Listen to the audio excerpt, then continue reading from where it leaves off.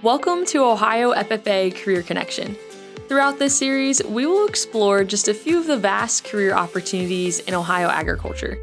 Whether you want to work on a farm or in an office, laboratory, field, or classroom, FFA prepares us to be successful. Together, we'll get to know various professionals and learn how we can jumpstart our future careers while still in FFA. Let's get started.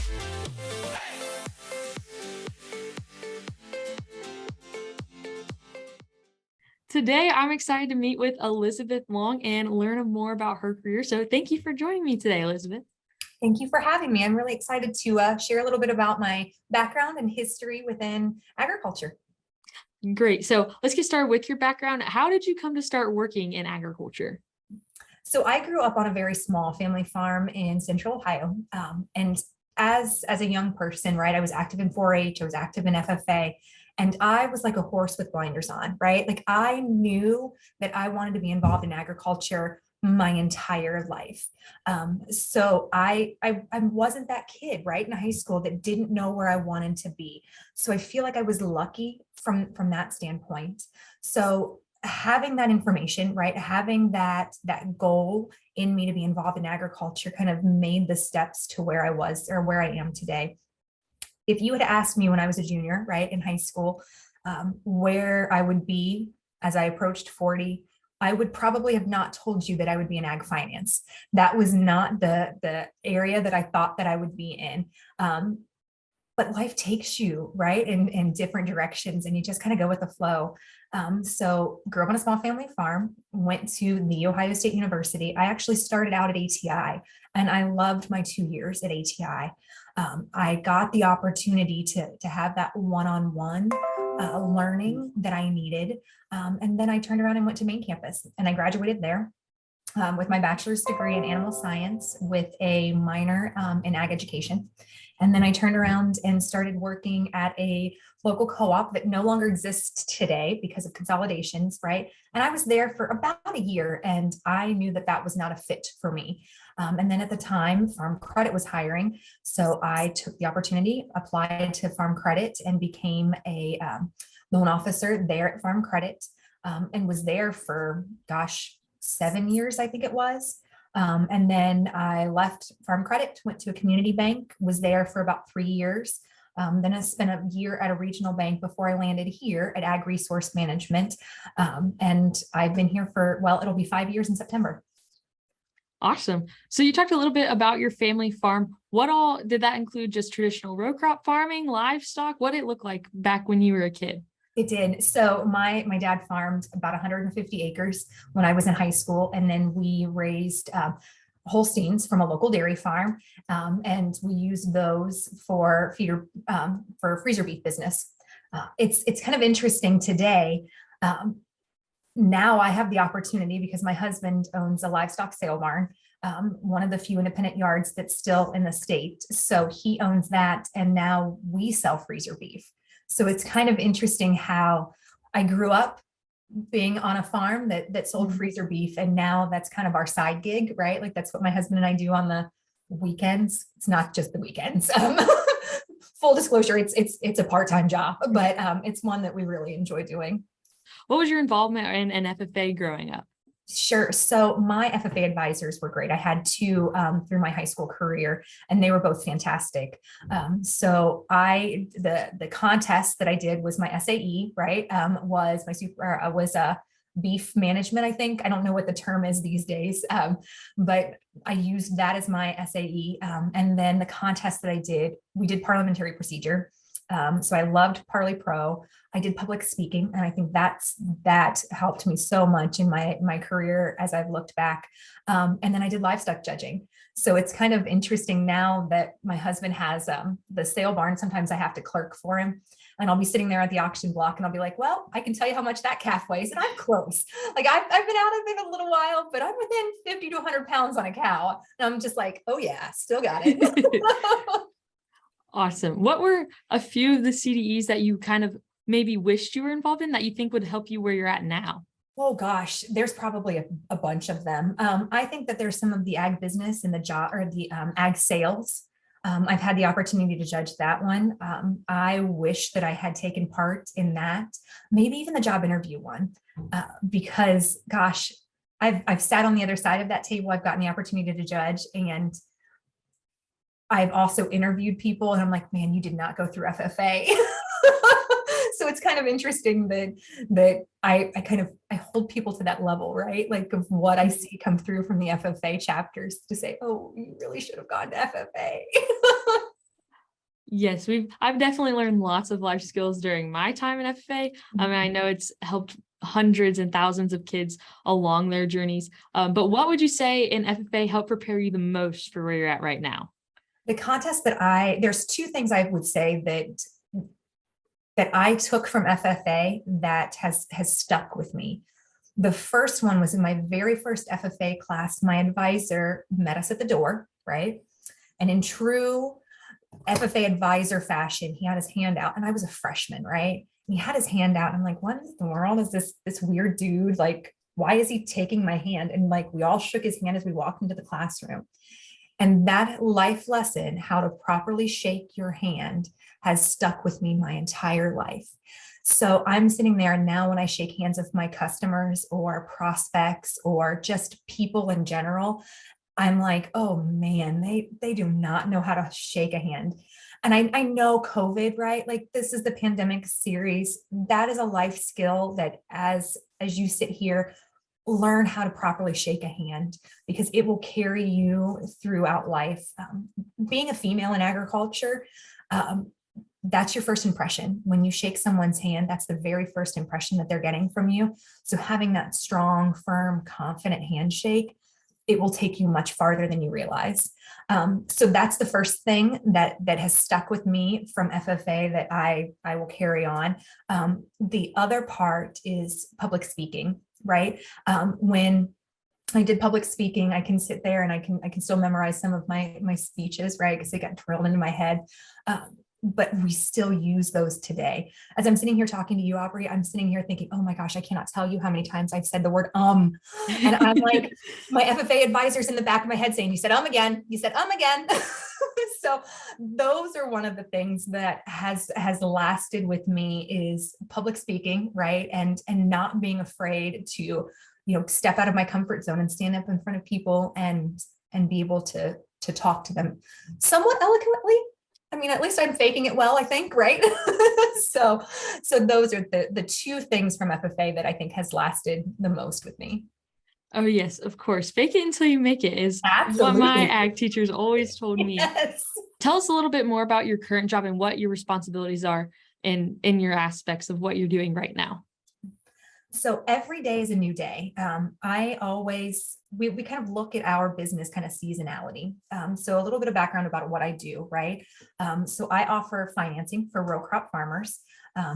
What we started as a company offering was just operating lines of credit. Okay. So giving them the inputs that they needed, the money to buy the seed, chemical, fertilize, fuel, repairs, all of that stuff.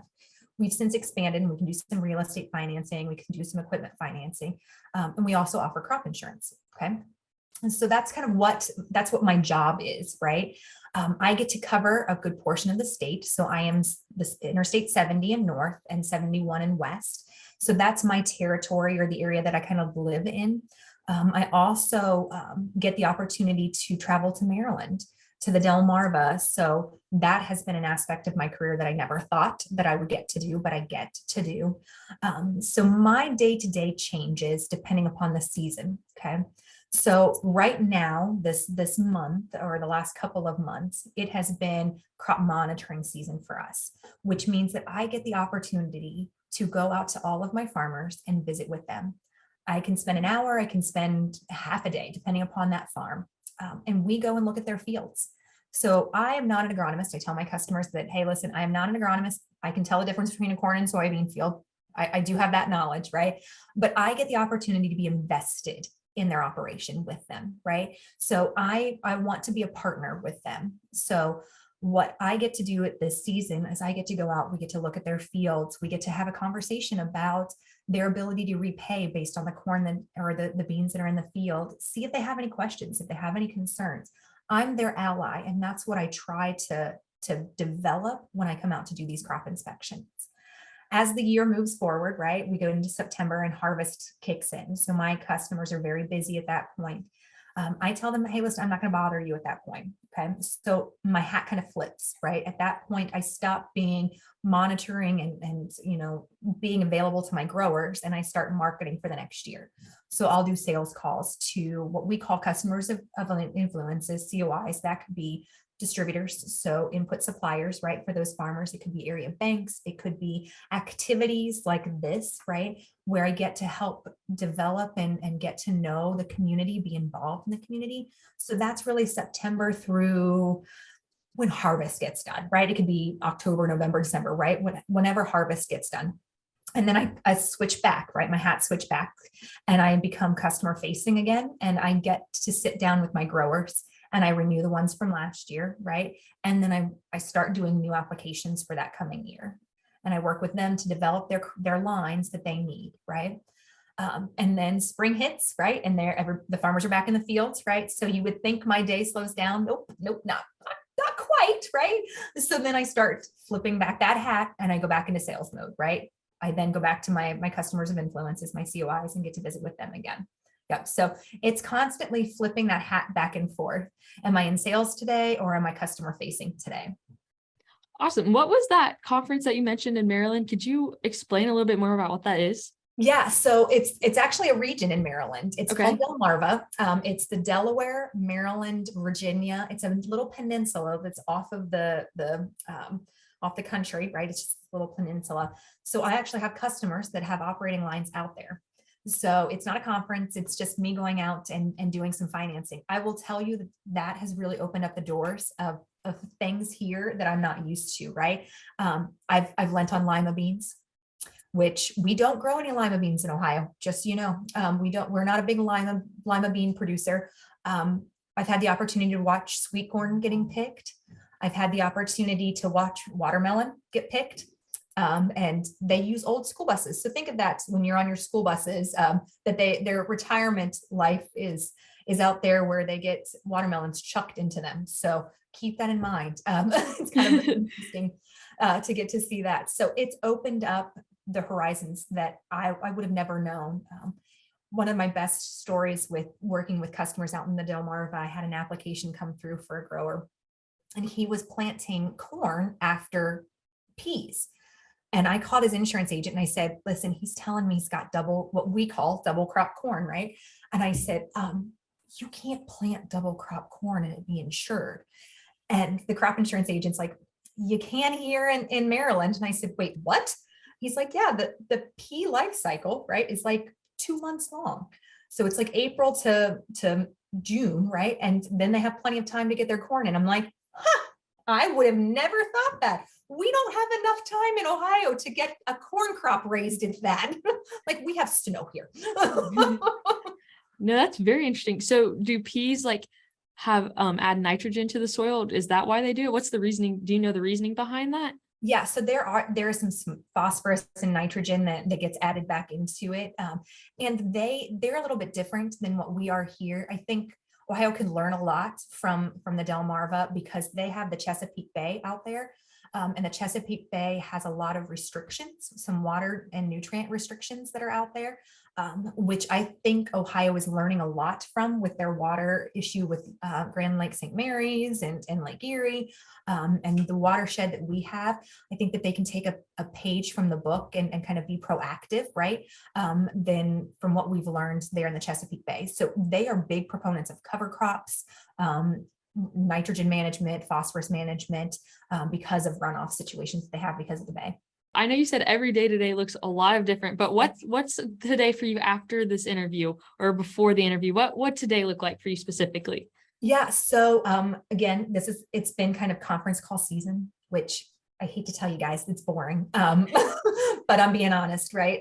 So this week has been conference call week, right?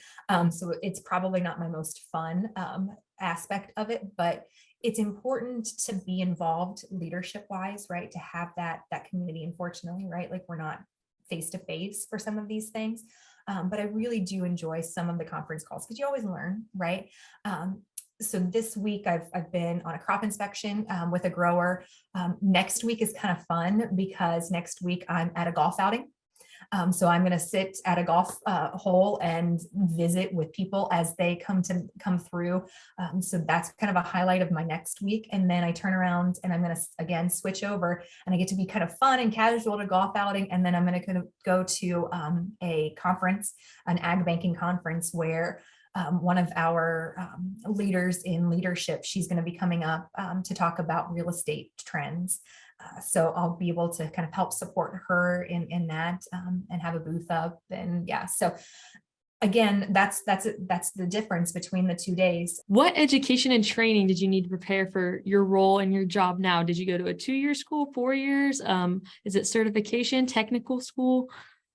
So I've got my bachelor's degree from Ohio State. I've got my associate's degree and I've got my bachelor's. That just fit for me. For me, having that smaller school first is what I needed. And then I went to the main campus of Ohio State. So that's where I'm at now.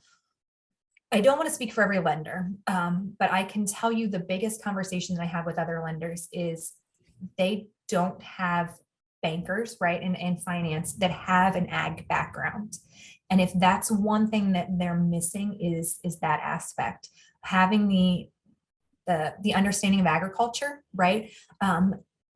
They need that. Bankers need to have that, especially if you're working with farmers, right? Because every year is a new challenge or presents a new challenge, right? It's not every year is the same.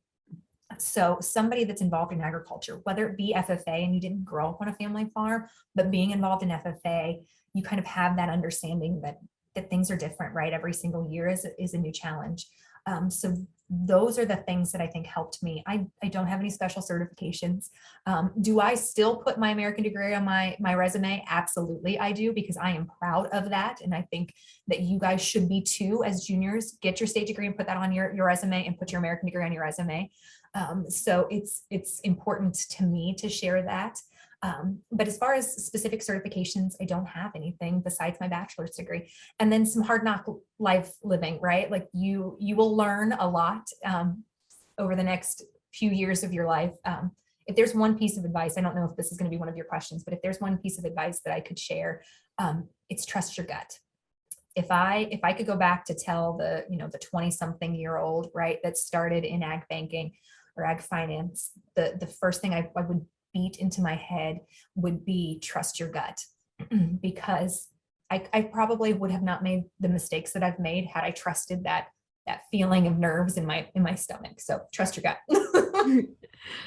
So when you were in college, what internships did you have, or did you have any that set you up for future success for your job? Yeah. So I did one internship. It was required. And I was an intern with AgGold, and I still have conversations with my mentor or whatever when I was at AgriGold, and he's fantastic. We get together every farm science review because he's typically there, and I always go over and visit with him, and I tease him every single year that I was the best intern that he's ever had. And he's great because he lies to me every year and says I am. So I appreciate that lie. I mean, it's been a few years. So I will say that that's probably something that I wish that I would have done, is more internships. Yep.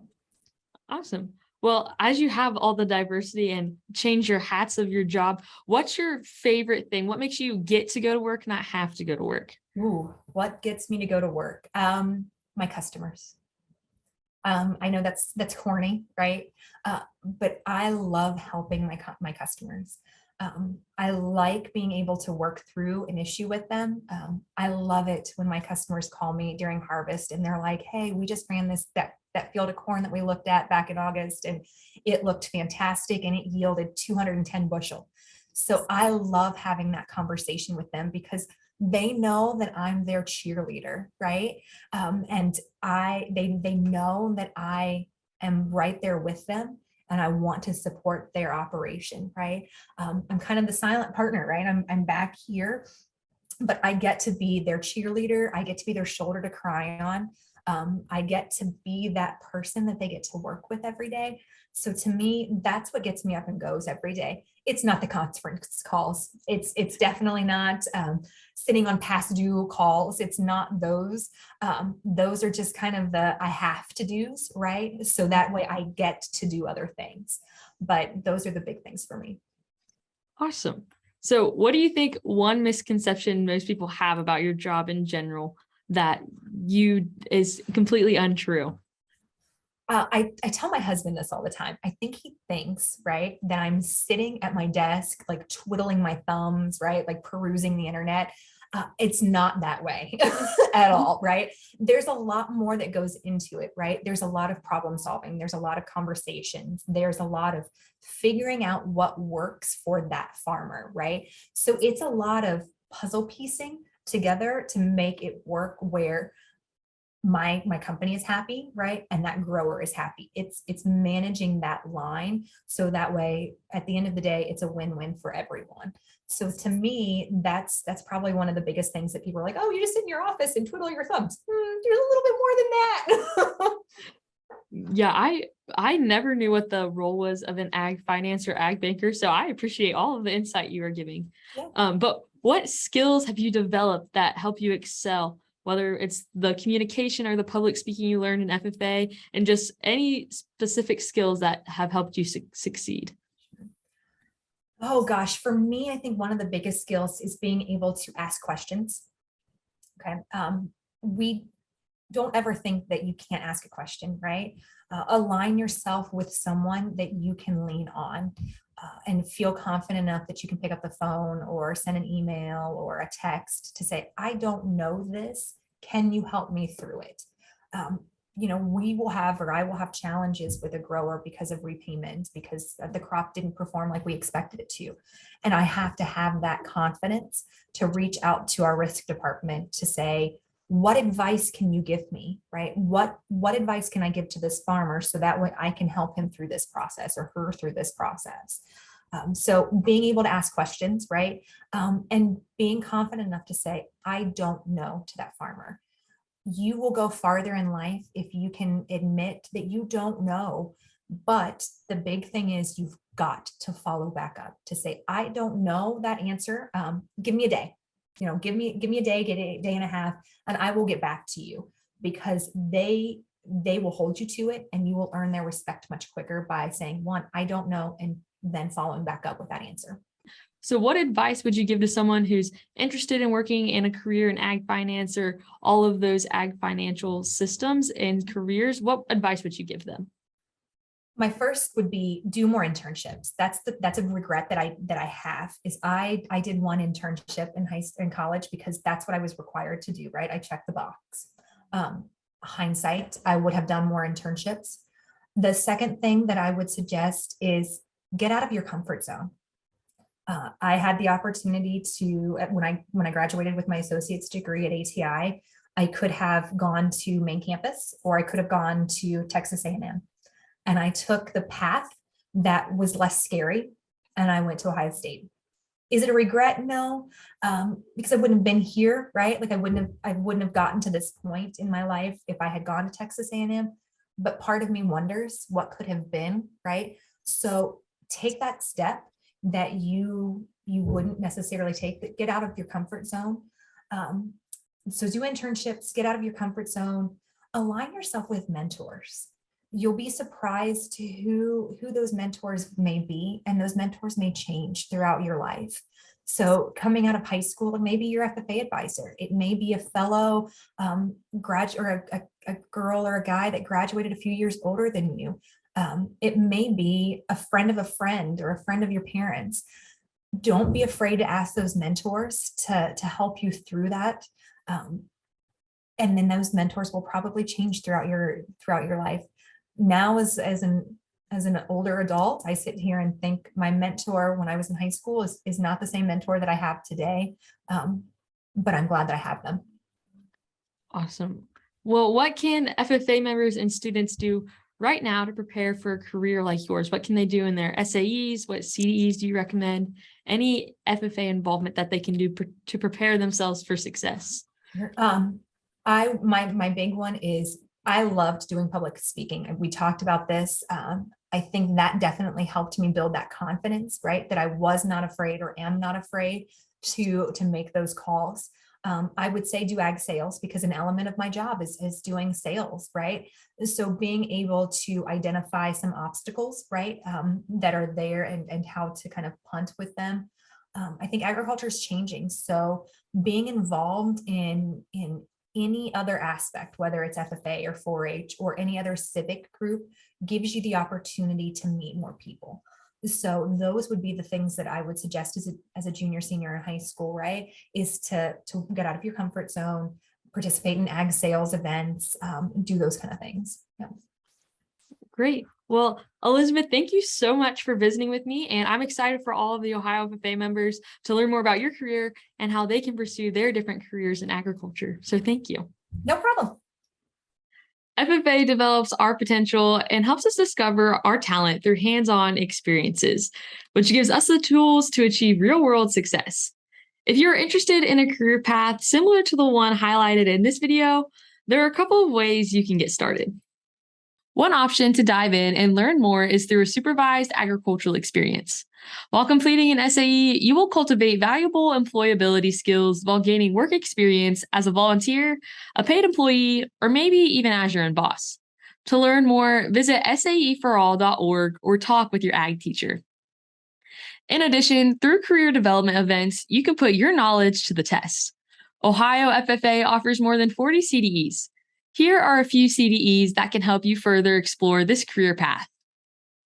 Ask your FFA advisor for more information on how to get involved. As FFA members, it's important for us to start making these connections and find future possibilities that align with our interests. I hope you enjoyed this episode of Ohio FFA Career Connection, which is made possible by Ohio Corn and Wheat. Thanks for tuning in.